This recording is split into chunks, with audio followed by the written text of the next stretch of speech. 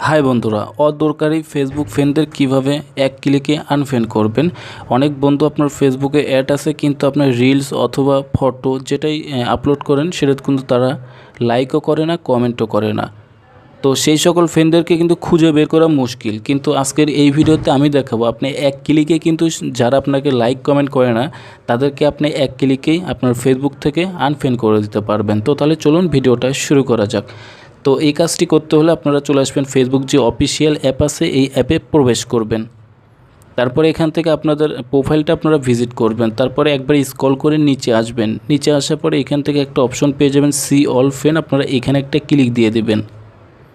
তো ক্লিক দেওয়ার পরে আপনাদের সামনে আবারও এরকম একটি ইন্টারফেস চলে আসবে। এখান থেকে যেটা করতে হবে, এখান থেকে যে আপনারা দেখতে পাচ্ছেন ম্যানেজ নামের যে অপশনটা, আপনারা এখানে একটা ক্লিক দিয়ে দেবেন।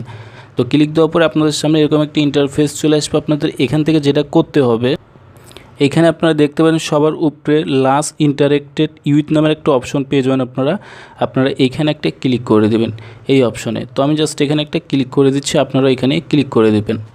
তো ক্লিক করে দেওয়ার পরে দেখতে পাচ্ছেন এখান থেকে আপনি আপনার ফেসবুকে ফটো এবং ভিডিও এবং রিলস যেটাই আপলোড করেন তারা কিন্তু এই যে যেগুলো ফ্রেন্ড দেখতে পাচ্ছেন এরা কিন্তু আপনাকে কোনোভাবেই কোনোদিন লাইক কমেন্ট করে না।